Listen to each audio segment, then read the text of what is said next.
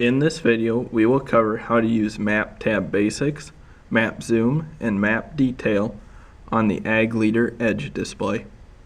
From the home screen, load the correct configuration. Once the correct configuration has been loaded, press the Run Screen button.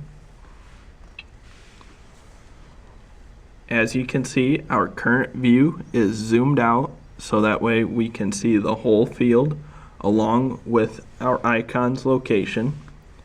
If we press the Run Screen button again, this will provide us with a zoomed in view which zooms in on just the icon. If we zoom out and tap the screen, we can press the magnifying glass with the plus button to zoom in centered on the icon but still allowing us to see the whole field. If we press the magnifying glass with the minus button, it will zoom out of the icon but still allowing us to see the field. If we press the directional arrows, we will shift the screen in that direction.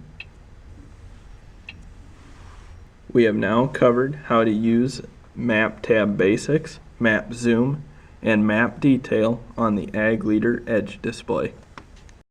For more information on Ag Leader products, please refer to your local Ag Leader dealer, other tutorial videos on the Ag Leader YouTube channel, or the Ag Leader Knowledgebase at support.agleader.com.